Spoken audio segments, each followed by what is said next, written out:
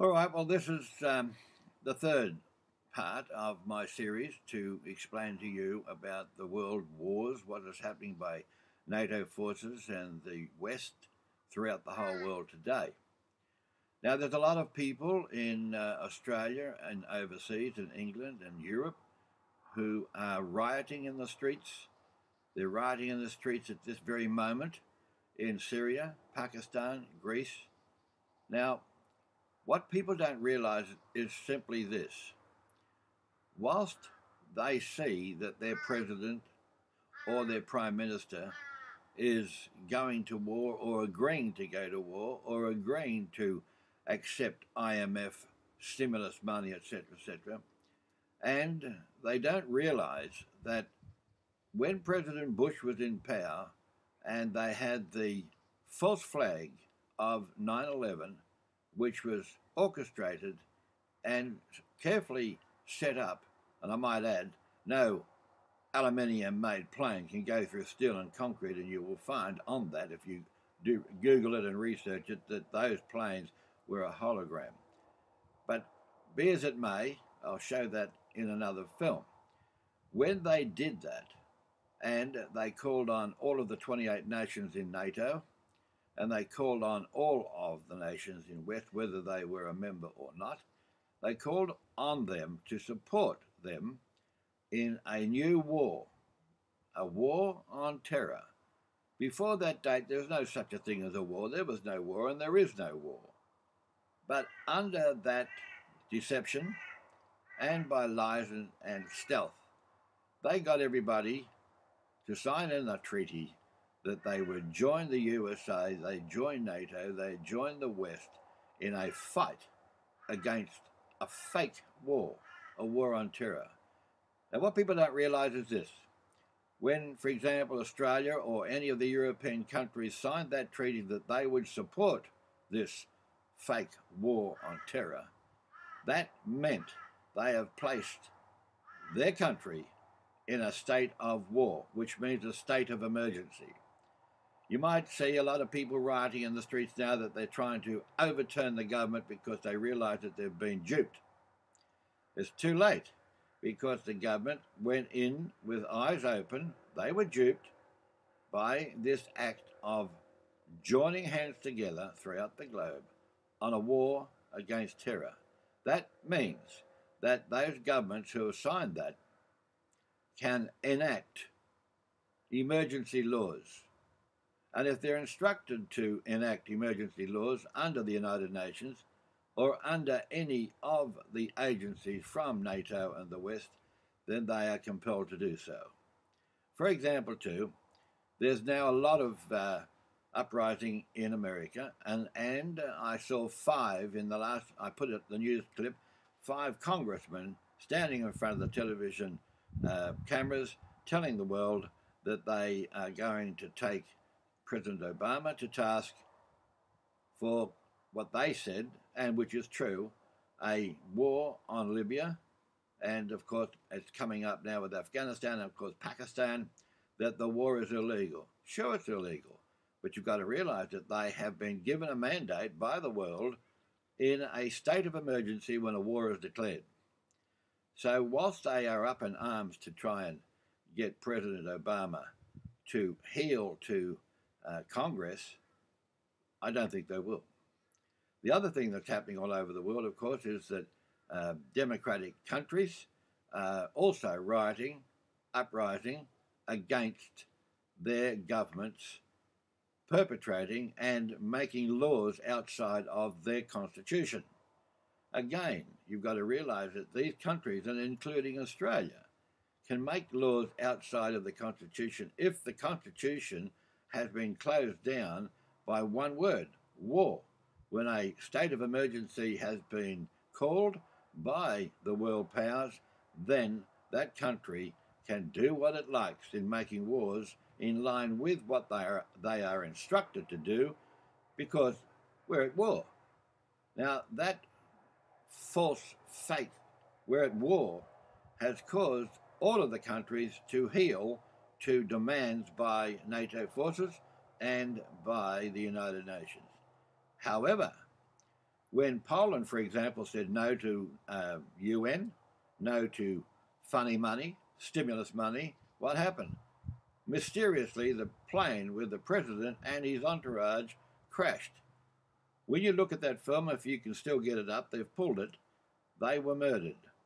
When you look at what happened in Argentina, they were duped. This is back in 2003. Then you will find that when they overthrew that government, then the IMF stepped in with the United Nations New World Order law in that country.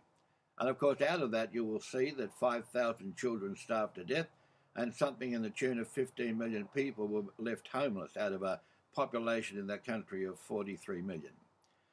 When you look at all of the nations that are in NATO, and there's supposed to be 28 nations there, you'll also see that those countries which are not participating in their war game, they're the ones that they are trying to heal under the force. Of course, NATO now is used as the force to bring them into line, get rid of their existing government, and to do that they will send in their insurgents, cause a lot of stability to be thrown out, murdering innocent people in the streets, and then, of course, they will blame that hierarchy there, that president there is doing the killing of their innocent people, and then in one gigantic lie they will go in and say, well, because of humanitarian reasons, we've got to go in and bomb them out. And this is what's happening all over the world today. I gave you in the last report called Arabs Are Killing Arabs, and if you have a look at that, you'll see how it was explained in there. Now, before we go into any further here, I'm going to show you a film clip of what is happening from the point of view of IMF, who are trying to get everybody to toe the line, play the ball of their fake war, and then causing them to go bankrupt, causing them to go into massive debts so that they can call up their debt by default, and if they can't pay, of course, you realise that they can take over the country's assets. But before they do that, they're making sure that each country sells off their assets, such as communications, water, transport, etc. When the governments don't own any of the public assets, it's very easy for the United Nations to come in, take it over, and put their own board of directors in to do what they want done.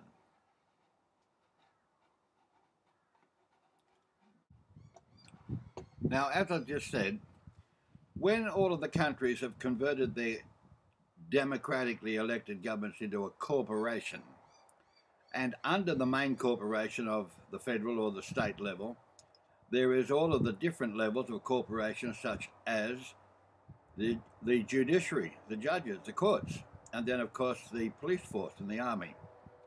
Now, you will find when you do your research that these people are paid, their fortnightly pay packet is paid by the IMF, International Monetary Fund, not paid for by the government, for the people, by the people. It's pretty obviously why they've done that. That is when the UN takes over a country, as it is in the process of doing in Greece, in Portugal, in Spain, in Ireland. There's a terrific uprising. But there's nothing they can do about it because they've signed the country away. They're under a corporation. There's one more thing. This means if we're in a state of war, which is a state of emergency, this means that every president or every prime minister of a country has the powers to confiscate your property, take away the farms, confiscate anything, take whatever they like. They have now got total power. And then, of course, each country and each state in each country, it becomes a fascist state, a police state. And they're getting away with some horror, absolute horror, particularly in Spain, as you will see when you do your research, in Greece, in Libya, in Syria, in Pakistan. They are getting away with absolute horror. But as I said before in the previous report, and I'll say it again, and I'm going to show you some clips to verify it, in the good book, whether you're a Christian or a Jew, all of this was posted in a book that was written 3,000 years ago. You mightn't like God or believe that God exists. But I'll tell you something, as I said before, if there is a creator God that put all this together, and if he didn't have some axe up his sleeve to put a stop to it, it will not take long for this world to be completely destroyed, no matter what you say, because these people are psychopathic killers. They've got no compassion, they've got no conscience. The way they are killing women, children, people all over the world in the name of now humanitarian efforts to save the people. Humanitarian efforts is rubbish. It's a lie. And it's to dupe the public and to get the countries, the population in each country to support these evil deeds. Now, I'll show you a report by a Minister of Parliament that was elected to be a Minister of the Parliament, a Finance Minister, a Treasurer for Australia. Now, here you're going to see that he is giving a report, and he's been officially made the governor of the IMF of one of the regions. As I said before, the world has been split up into 10 regions, 10 horns, 10 sections. He's the governor of one particular section. And you'll probably find, you do a bit of research, you would be surprised that the man that you elected into your government, wherever you live in the world, is also been elected as an IMF governor. Have a look at this with me. Well, the United Nations has divided the whole world up into 10 sections. Here is the governor for this section. He was elected by the people for the people to be our treasurer. But here he is representing the world government. It's my pleasure to deliver this statement on behalf of Australia for the 2010 IMF and World Bank annual meetings. These meetings come at an important time for the world economy. While we are starting to see global growth rebound from the crisis, this recovery remains patchy and is surrounded by uncertainty.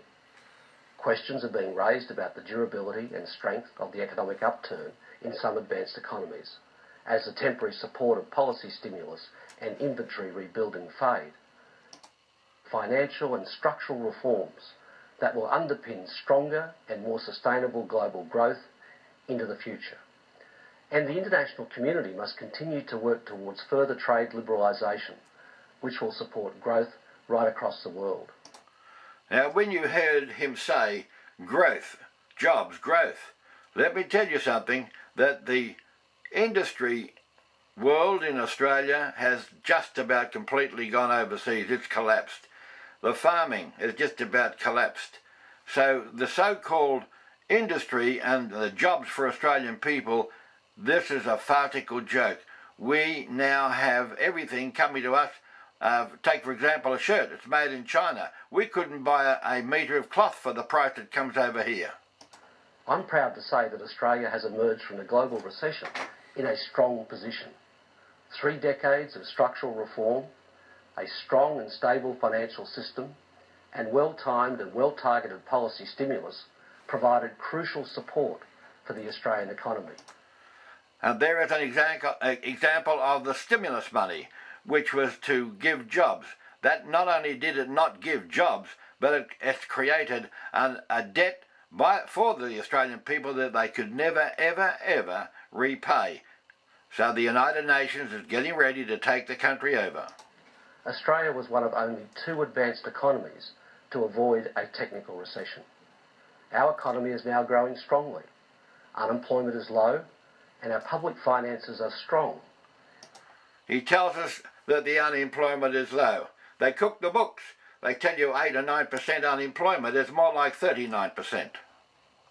Importantly, the transition from public to private sector demand is underway, and we are seeing a broadening in the drivers of growth. Private consumption is gaining pace, despite continued caution amongst households. Now, there's plenty of research that you can do to find out what President Obama is going to do in regards to bombing Pakistan or Syria or Libya. Here is one report that you might like to look at. Banks that dominate Europe and the United States are invading countries all over the Middle East, North Africa, and trying to start a war as well with Pakistan. This is all happening as the world economy is imploded and as the private central banks openly announce a private corporate bank of the world that our carbon taxes will be paid into. Our sources inside the Pentagon, in D.C., and at Fort Hood, Texas, as well as others, have confirmed that major armored divisions out of Fort Hood and other bases are set to be sent late in September into October into Libya, a full-scale ground war. Meanwhile, Obama comes out and says he doesn't need any authorization from Congress and that Libya is not a war. Now he's threatening to go into Sudan. Now, as you can see, as I said before, once they have got every country to recognise that there is a war and it's a state of emergency, the powers of whatever constitution the country is under has been suspended. And these fellas can get away with murder, literally. You see, you've got people all over the world having uprisings, unrest, in all of the countries that won't play ball with the IMF. These are the countries that the IMF, the Bank of England, the Bank of the World, the International Crime Syndicate of Banking Cartel, they can't control these countries. And until they get them all into line, they will force them into line or bomb them out. For example, in Greece, where the government did sign away their agreement to be with this war on terror and to be with the IMF, the people have realised that they were sold out, and that's why they are again uprising in the middle of the streets. But there's something you've got to realise. When all of the governments have been made into a corporation, that means that the United Nations can take over everything that the people used to own. That's why the governments, both state and federal, in all of the countries, are selling off the water, the communications, the ports, the transport. And when this has happened, the UN can take over those assets that the people used to own, and if they didn't like the board that was looking after it, they kick the board out and they'll put in their own people. There's one thing also that you need to realise. The people that are up in arms and the people that think that they can regain their constitutional rights, regain their land, regain their fee simple owners' equity rights, common law, Westminster system, Magna Carta, etc., they can't. They never will. And I'll tell you why they never will. Because when you're in a state of emergency, that they've placed these countries because they are at war, that war has to be won. And then when the war has finished, the war is won and over, then they can regain their constitutional rights. So here we are in a middle of a war that is not going to be won. It is not meant to be won. And the United Nations and all of the agencies and the West and NATO realise that what they're doing is legal because it's a state of emergency. They mightn't like what President Obama is doing, but he can get away with it because he's already said on television he does not need a mandate from Congress. That's right. When it's a state of emergency, he doesn't. And that's why they're getting away with the horror in the world today, which will lead right through to what the old good book said. Whether you believe in God or not, it leads all the way through to a time of trouble such as never was since the earth began.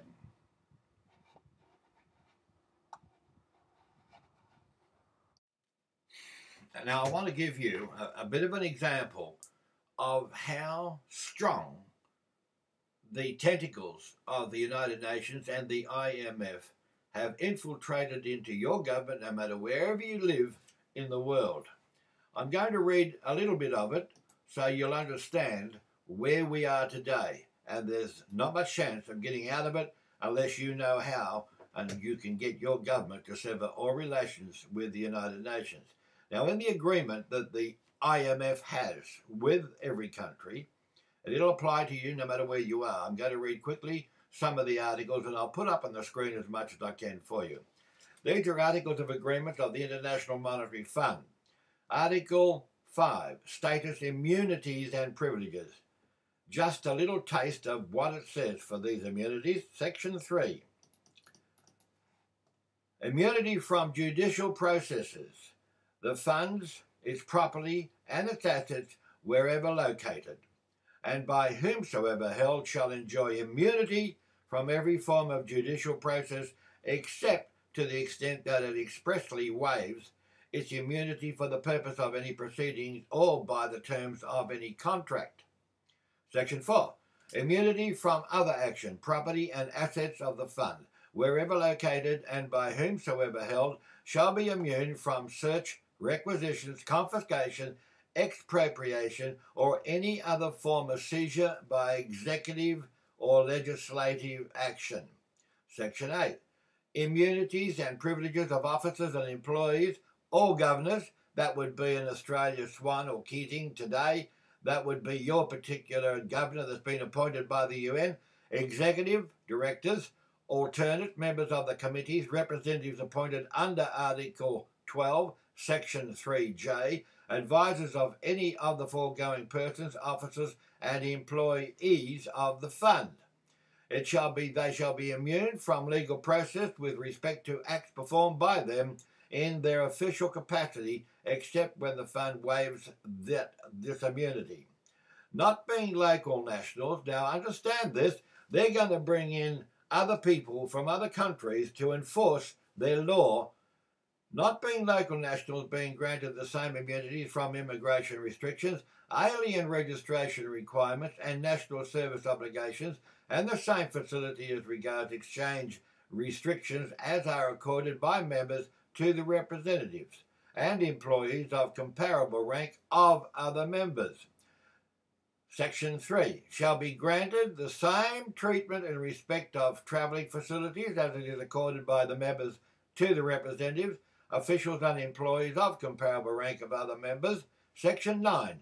Immunity from taxation. The fund, its assets, property, income, and its operations and transactions authorised by the agreement shall be immune from all taxation and from all custom duties, and the fund shall also be immune from liability for the collection of payment on any tax or duty.